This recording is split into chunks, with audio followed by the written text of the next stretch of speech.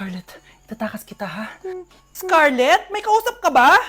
Nandiyan na si nanay. Bilisan mo. Paparating na siya. Bibilisan ko na. Scarlett! Scarlett! May kausap ka ba? Huwag kang maingay dyan ha. Scarlett, tara na. Tara na, tita. Tita, buti na lang dumating ka. Hindi ko na kaya mga pinagagawa ni nanay. Hi, Scarlett. Nay, Napakahayap mo, Susan! Oo, hayop ako. At least madaming pera. huwag kang mag-alala. Hindi kita sasaktan.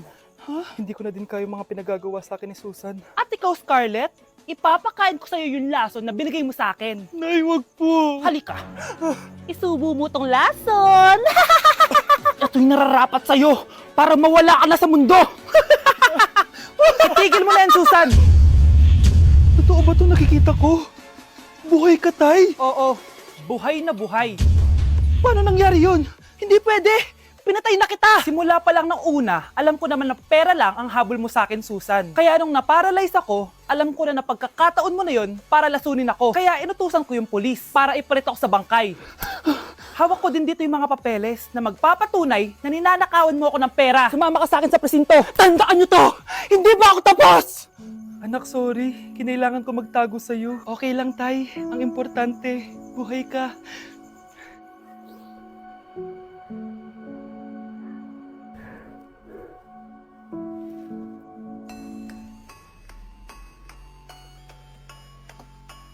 Delivery po. Anong delivery? Parang wala naman ako in-order, kuya. Nakasulat po dito, Susan. Kayo po ba yun, ma'am? Oo. Sige, baka nakalimutan ko lang. Nay, ano po yan? Cellphone? Di ba mahal to? Opo, Nay. Paano ka nakabili niyan? Siguro nanalo ng raffle si nanay. Nay? Oo, anak. Bakit? Nabalitaan niyo na ba, Nay? Uso yung mga scammer ngayon. Totoo ba? Grabe na talaga ngayon, anak. Sabi sa nakita ko, Nay, nang scam daw siya ng mamahaling cellphone gamit ang credit card ng ibang tao. At ito pa'y malala, Nay. Nang scam daw din siya ng pera. Delivery po. May delivery ata, anak. Delivery po. Ikaw na naman, kuya. Susan po ulit, ma'am. Wala naman nga ako in-order. Wala akong magagawa dyan, ma'am. Sa'yo nakapangalan eh. Sige na po, una na ako. Ano na naman laman neto? Pera? Ito ba yung sinasabi ni Scarlett na galing sa scam? Pero bakit sa akin nakapangalan? Anong gagawin ko dito? Hindi naman ako yung scammer. Nay, may naghahanap po sa inyo sa labas. Anak! Sige, pupunta na ako.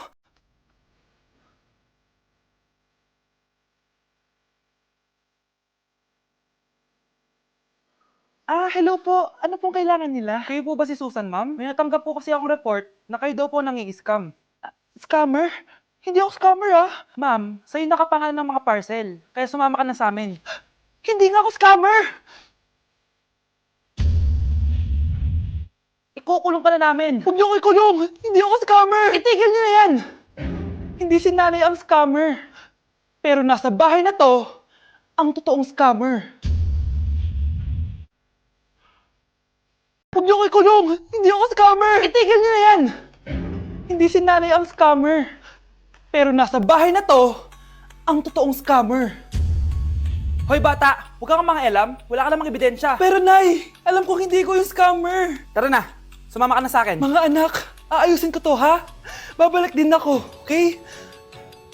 Kung sino man sa inyo yung totoong scammer, umamin na kayo! Nakulong si nanay, di ba? Ate, walang may gustong makulong si nanay. Tsaka bakit kami lang tatlo sinisisi mo? Baka ikaw talaga yung totoong scammer. Imbes na magsisihan tayo, magtulungan na lang tayo para kay nanay. Malalaman ko rin ng totoo. Delivery po. Gabi na, may nagde-deliver pa. Kuya, kaninong parcel yan? Kay Susan po ulit. Ha? Paano nangyari yun? Nasa kulungan na si nanay. Aba ma'am, hindi ko po alam. Taga-deliver lang po ako eh. Sige na po. Oh, nasa gitna yung kalaban ha? Hoy, ayusin mo na itong mga damit mo. Ilagay mo muna dyan sa kama. Oh, ayun na! Paano naman ito laman ng parcel na to? Nakakainis, talo na naman. Ano ba ito? Ba't nandito to? Ito ba yung galing sa scam? Sabi ko na nga ba, ikaw yung scammer! Ate, hindi ako yung scammer. May parcel na dumating at nakapangalan kay nanay. Di ba pang computer to? Ikaw lang naman mahilig mag-computer dito eh. Ano na namang scam ang ginawa mo?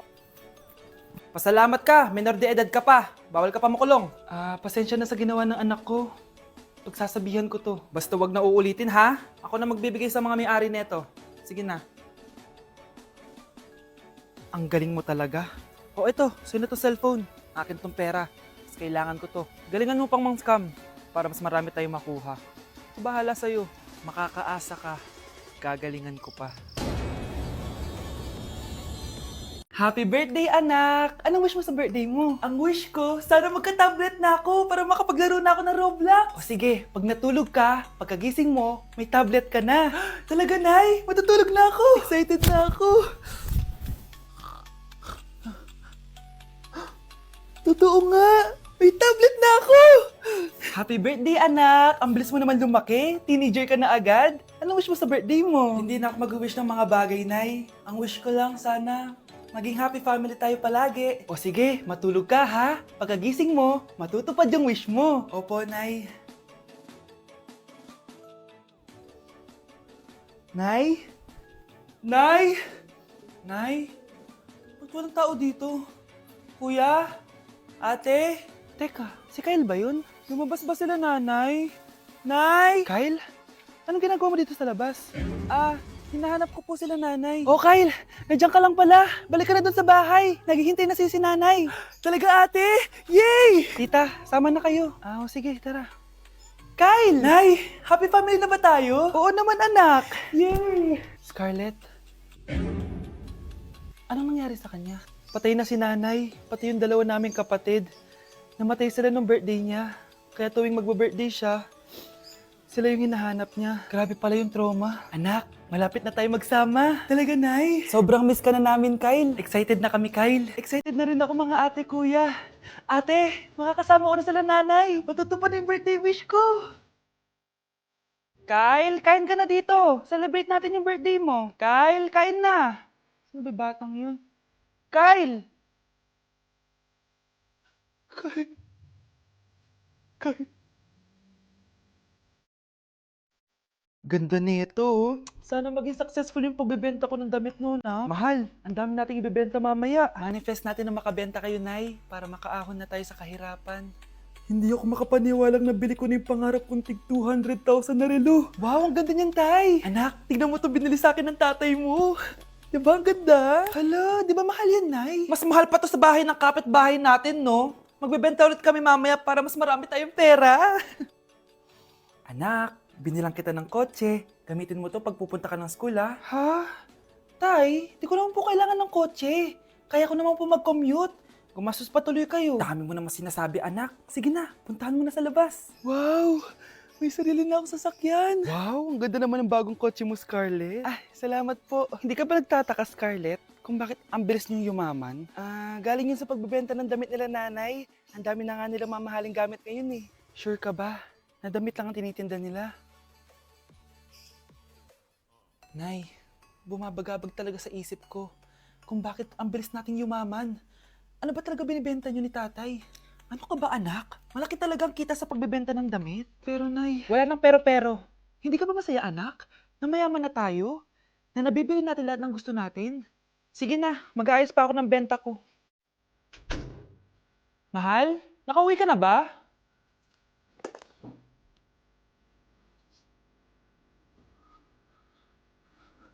Ano ba talagang laman neto? Nagbebenta sila ng laman loob ng tao. Wow! Sobrang ganda, mahal! Buti naman nagustuhan mo, mahal. Nga pala, kinuha ko na yung laman loob ng kapitbahay natin. Si Rosa? Malaking pera na naman to. Mahal, hindi dapat malaman ni Scarlett to, ha? Ano yun? Nasaan yung ledger? Nandito lang yung kanina. Ba't mo winala yung ledger, mahal? Nandun lahat ng mga sikreto natin. Sinong tao dyan? Hi, classmates! Namiss niyo ba ako? Oh, anong meron? Mag-review ka na rin, be. May long quiz daw. Excuse me? Hindi ko kailangan mag-review. Stock knowledge lang. Wow, stock knowledge. Spell mo nga. Watch and learn. Okay, class! Ready na ba kayo sa long quiz? Sana madali lang. Bago tayo magsimula sa exam, isa lang ang rule ko. Bawal mangopya. Are we clear? Opo, Yes ma'am. po. Okay. Okay, let's start. Get one whole sheet of paper. Ma'am, 1 whole po ba? minus 10 ka na agad. Okay, class. Time's up. Pass your papers. Sana pumasa ako. Nakakalito yung bandang huli. Ano kaya magiging score ko nito? Eh, ikaw, Scarlett. Ako? Feel ko nga bagsak ako eh. Okay, class. Mag-a-announce na ako ng scores, okay? Hello, yun na. Cheska, 12/20.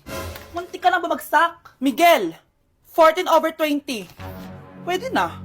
At Scarlett, perfect! Wow, paano nagawa ni Scarlett yun? Grabe namang stock knowledge siya. Ma'am, may kodigo siya sa kuko niya oh. Ha? Totoo ba? Scarlett, patingin ang kuko mo. Kaya pala perfect ka? Dapat bagsak na yan eh. Ang daya. Aba, bakit ako babagsak? Eh, ang number 1 rule lang naman ni ma'am ay bawal mangopya. May sinabi ba siyang bawal maglagay ng sagot sa kuko? Meron ba? Ba't parang kasalanan ko? May point si Scarlett. Pointless. Next time, kilalanin yung mga binabangga nyo ha. Wow! Anak, di ako makapaniwalang may pinapatayo na tayong bahay. Nay, deserve natin to. Ang tagal niyo din to pinaghirapan. Ma'am, saan ko po ilalagay itong mga semento? Doon na lang sa gilid, kuya. Sige po, ma'am. Excited na ako matapos tong bahay natin, anak. Saan dito? Hoy, huwag ka pupunta dyan!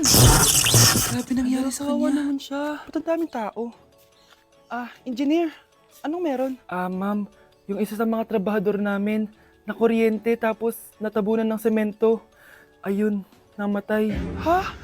Paano nangyari yun? May nag-utos ata sa kanya na ilagay yung semento sa gilid. Madami live wire dun eh. Ay. Ang problema, ma'am, kung tatanggalin pa namin yung katawan niya sa ilalim ng semento, baka hindi agad matapos tong bahay niyo. Hindi pwedeng hindi matapos agad tong bahay na to. Di bale, babayaran ko na lang yung pamilya nung namatay. Nay, sigurado ka ba? Sige po, ma'am. Sige na, ituloy niyo na yan. Congrats po, ma'am. Natapos din yung bahay niyo. Ang ganda, di ba? Wow, ang ganda. Maraming salamat, engineer. Una na po ako, ma'am. Anak, tara pasok na tayo. Wow, ang ganda ng loob. Nay, hindi talaga ako mapakali na may bangkay dito sa ilalim ng bahay natin. Huwag kang okay, anak. Kasalanan niya naman kung bakit siya namatay eh. Ay, matutulog na lang ako sa bago kong bahay.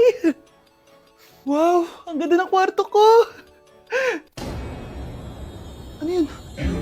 Kasalanan mo kung bakit ako namatay. Nay! Mga anak, aalis lang ako Maglinis kayo dyan. Bye, Nay! At dahil wala na si Nanay, ako ang bago niyong boss. Kaya sundin yung mga inuutos ko, ha? O Kyle, ikaw na magugas ng mga plato doon, ha? Wow, lakas magutos, ha? Aba, nagrereklamo ka ba? Brianna, walisin mo yung mga kalat dito. Pwede ikaw naman. Walisin ko mukha mo eh. Ano sabi mo, babae ka? Hoy, ikaw, Miguel. Ikaw gumawa ng assignment ko, ha? Ang lala ng babaeng to. Sa bobo pa papagawa ng assignment. Matutulog lang ako, Dapat pagkagising ko, tapos na lahat yan, Nakakainis si ate. Sobrang tamad na. Dami pang inuutos. Ano magagawa natin? Favorite kasi ni nanay yan eh. Isumbong na natin na kay nanay. Hindi pwede inaalipin niya tayo ng ganito. Anong isusumbong, ha? Akala niyo hindi ko kayo naririnig? Magtrabaho kayo doon! Tama na, ate! Sawang-sawa na kami. Puro kautos. Malinaw naman sa inyo, di ba? Na pag wala si nanay, ako ang boss. Sinong boss? Ha? Wala, nay. Actually, kakatapos ko lang maglinis ng bahay, oh. Lu, sinungaling. Scarlett, huwag mo na ako lokohin. Hindi naman talaga ako umalis dito. Sinisigurado ko lang kung naglilinis talaga kayong lahat. At tama nga yung sinasabi ng mga kapatid mo. Na para kang boss umasta dito sa bahay. Anay. Mga anak, kayo na bahala sa ate nyo. Utusan nyo ng utusan yan. Ate, ikaw na magugas ng mga plato dun. Eto na. Pagkatapos mo dyan, ate, maglaba ka, ha? Oo, sige. Pagkatapos mo maglaba, gawin mo yung project ko, ha? Sige, boss. Lahat ng utos nyo gagawin ko.